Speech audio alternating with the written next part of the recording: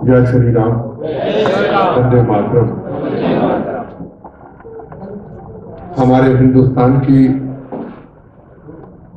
राष्ट्र के लिए, सीमाओं की रक्षा के लिए, प्रथम राष्ट्र के लिए और धर्म के लिए एक मजबूत आवाज श्री सुदर्शन चौहान साहब, मेरे बड़े भाई साहब स्वामी बरसानंद जी महाराज, यहाँ पे बैठे मेरे पिता समान मेरे भाइयों बहनों, आज हमारे लिए एक वो दिन है जो छत्रपति शिवाजी महाराज, उनके साहिबजादे संभाजी महाराज, आज के दिन हम उनको याद कर रहे हैं। आंखें भर आती हैं आज के दिन में ही, हमेशा जब उनके इतिहासों को याद करते हैं, उनकी कुर्बानियों को याद करते हैं। किस लिए कुर्बानियां दी? धर्म के लिए, राष्ट्र के लिए। आज अगर हमें आजादी मिली, आज हमारे अंदर एक जज्बा है, सीमाओं के अंदर हमारे जो जवान जब जाते हैं मौत का कफन बांध करके या फोर्सेस में, तो एक जज्बा जो है वो कहीं ना कहीं छत्रपति शिवाजी महाराज की हमारे अंदर वो लाल खून दौड़ता जरूर है। उनका आशीर्वाद, उनका जज्बा हमें एक नया जोश, एक नई क्रांति देता है। और आज स्वामी जी महाराज को मैं मुबारकबाद देता हूँ, एक जिंदगी की और नई शुरुआत, ये तपों से जपों से हमें उनसे प्रार्थना लेनी है, करनी है कि हमारे सीमाएं सुरक्षित रहे, हमारा भारतवर्ष मजबूत हो, हमारा दुनिया में इस भारत का नाम और ऊंचा हो। और हमारे हिंदुस्तान के प्रधानमंत्री नरेंद्र मोदी जी ने जो कर दिखाया है, प्रथम राष्ट्र के ऊपर, तिरंगे झंडे के ऊपर, यूक्रेन और रशिया की जंग के ऊपर, आपने देखा होगा किस तरीके से हमारा दुश्मन देश पाकिस्तान, चाहे बांग्लादेश हो, चाहे नेपाल हो, चाहे कोई भी देश हो, हमारे तिरंगे झंडे का इतना मान सम्मान ऊपर हुआ है कि दुश्मनों के देश के बच्चों ने जब तिरंगा झंडा उठाया तो उनकी जिंदगी भी बच गई। किसी ने कहा तिरंगा झंडा जिसके हाथ में, उसके ऊपर गोली या बम नहीं चलेंगे। ये आज हमारा हाथ है। क्या हमने कभी ये सोचा था कि राम जन्मभूमि का निर्माण होगा? कभी नहीं सोचा था। कई सालों का इतिहास, लाखों शहादतें, रामलला का कहीं ना कहीं अपमान होता रहा। आप संतों के आशीर्वाद से एक ऐसा योद्धा हमें दिया जिसका नाम था नरेंद्र मोदी। भगवान का भेजा हुआ वो फरिश्ता जिसने आकर के राम जी की कृपा से, बोले शंकर हनुमान जी की कृपा से, ना गोली चली, ना बम चला, ना फसाद हुए, ना दंगे हुए, राम जन्मभूमि का निर्माण हो गया। इसको कहते हैं जय सिया राम। ये तो कहते हैं हम जय सिया राम, कोई बात होती जय सिया राम, मैं बोलता हूँ जय राम, जय सिया राम, सतनाम वाहिगुरु। पर हमारे भगवान ही अगर कैद रह गए तो हमारे जय सिया राम बोलने का कोई मकसद नहीं। आज देखिए वहां पे निर्माण, राम जी के मंदिर का वो निर्माण किस तरीके से तेजी से चल रहा है। और राम जी का वो स्थान रमेश्वरन, जहां पासी लंका थी, और कुछ समय पहले, 8-9 साल पहले, कुछ ऐसी राजनीतिक पॉलिटिकल पार्टियों ने यह फैसला कर लिया कि रमेश्वरन तो है ही नहीं, राम सेतु नहीं तो फिर राम जी कहां, राम सेतु नहीं तो हनुमान जी कहां। हमने कभी 19 साल पहले, मंदिर है बालाजी मंदिर, कभी शपथ ली थी वहां, अचानक गए थे मंदिर में।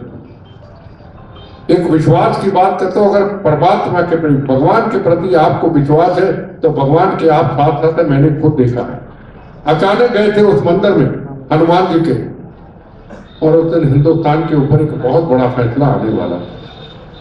कुछ लोग ऐसे हिंदुस्तान की राज गद्दी पे बैठने वाले थे जिनको ना इतिहास का पता था, ना राम जी के, ना हनुमान जी के, ना भोले शंकर, ना गुरु गोविंद सिंह महाराज, ना उनके साहिबजादे, ना छत्रपति शिवाजी महाराज, ना चंपाजी शिवा महाराज का इतिहास का पता था। वो बनने लगे थे प्रधानमंत्री, तैयारी थी। कहां गए? अब्दुल कलाम जी के पास, और उधर हम मंदिर में। पर यह सोच कर नहीं गए थे हनुमान जी के मंदिर से आपसे आज कुछ मांगने आया हूं। और विचार भी भगवान ने दिए, हमारे विचार नहीं थे। मांग ले मेरे से जो मांगना है। आरती होते होते हनुमान जी के आगे आंखों में आंसू। मैंने सवाल करने लग गया अपने मन के अंदर। मेरा दोस्त कहने लगा कि तेरी आंखों में आंसू।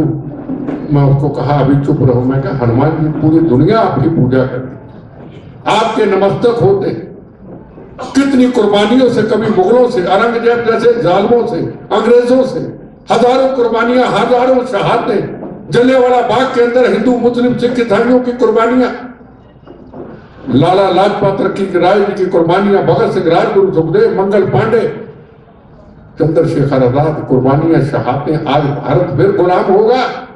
जिनको इतिहास का नहीं पता वो देश चलाएंगे।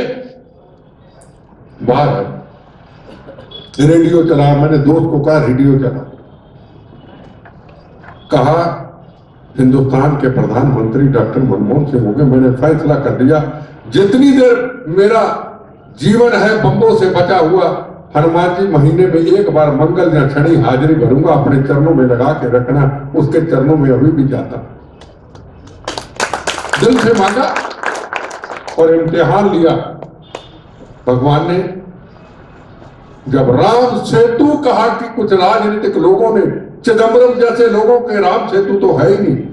हनुमान चालीसा पढ़ते पढ़ते कहा पॉलिटिक्स नहीं करूंगा भगवान तुम्हारे साथ, जहां आपके मंदिरों में जाना छोड़ दूंगा, जहां राम सेतु टूटने नहीं दूंगा। चला गया राम सेतु, 21 कुओं का स्नान करके फैसला कर लिया अगर राम सेतु को जब को हाथ लगाने की कोशिश करेगा तो बम्बों से बचा हुआ शरीर का हिस्सा यही आपके आगे समाप्त हो जाएगा। राम सेतु नहीं टूटेगा, टूटेगा तो पहले हमारी लाशों से गुजरना होगा। वापस आए, कई महीने नींद न आए कि राम सेतु टूटेगा तो जीवन कैसे जाएगा, अपना शरीर कैसे दूंगा।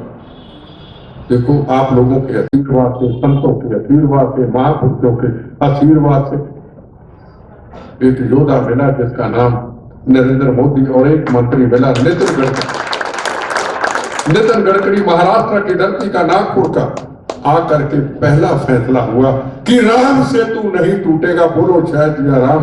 और उसके बाद अगर आज हमारा जीवन बचा है, जिंदा है, तो मैं समझता हूं कि नितिन गडकरी जी और मोदी जी के कारण बचे हैं, नहीं तो पता नहीं हम अपना जीवन वहीं दे देते। तो ये एक आस्था है। अभी भी मंदिर भगवान के द्वार होके आया, अंदर जाते हैं, भगवान के चरणों में जाता हूं और इतनी वाइब्रेशन होती है, उठने को दिल नहीं करता। ये शक्तियां, ये ताकत है। कितना बड़ा इतिहास गुरु गोविंद सिंह महाराज, उनके साहिबजादों का, जहां चंपाजी महाराज को 1 महीना जुल्म सहते रहे, कभी आंख निकाली, कभी बाल को नुकसान किया, कभी नाखून, 1 महीना जुल्म सहते रहे। और उधर औरंगजेब से लड़ते हुए 2 साहिबजादों को नींव में चढ़वा दिया, छोटी छोटी उम्र की। ये जालिम थे वो। बाबर, औरंगजेब, ये कौन थे? ये काफिर थे, ये जालिम थे। मैं अब भी कहता हूं अपने मुस्लिम भाई के समाज के लोगों को, जहां जहां विवाद है, चाहे मथुरा है, चाहे काशी, कहीं भी और कहीं ऐसा है, ये बाबरों, काफिरों ने और औरंगजेब ने जुल्म किए थे, इतने जुल्म किए थे। आप अपने ऊपर कलंक मत लगाएं, इनको खिलाफ बोले और कहें कि हम आपके साथ हैं, हम ये जो इन्होंने कब्जे किए थे, इन्होंने जुल्म किए थे, इन्होंने अपमान किया था, ये आपकी अमानत है, इसको ले जाइए। जरूर ऐसा इनको करना चाहिए। इन्हीं शब्दों के साथ मैं जल्दी में हूं, मेरी कई इंटरव्यू है, क्योंकि पंजाब के ऊपर आप टीवी में देख रहे होंगे कि रोज कोई ना कोई मुद्दा छिड़ता है। कभी खालिस्तान का मुद्दा छिड़ता है, कभी किसान आंदोलन का मुद्दा छिड़ता है, रोज कोई ना कोई मुद्दा छिड़ता है, उसका जवाब हमको देना होता है। पर आज के दिन इस मौके के ऊपर, इस पवित्र धरती के ऊपर, चौहान साहब के सामने मैं आपसे वादा करके जाता हूं, हिंदुस्तान एक है, एक रहेगा। खालिस्तान बनाने वाले जो रोज कहते हैं, आप सुनते हैं, कभी इसके बातों में मत आना। वादा करके जाता हूं इस पवित्र धरती के ऊपर खालिस्तान न कभी बना था, न कभी बनेगा, न बनने देंगे बनेगा। तो गंदी हवेली की तरह हमारे टूटे शरीर से, हमारी लाशों से गुजर जाएगा। हिंदुस्तान एक है, एक रहेगा। और छत्रपति शिवाजी महाराज की कुर्बानियों से, ये शहादतों से, महाराष्ट्र के लोगों की, ये हिंदुस्तान एक था, एक रहेगा। ये हम आपसे वादा करके जाते हैं। वंदे मातरम, जय श्री राम।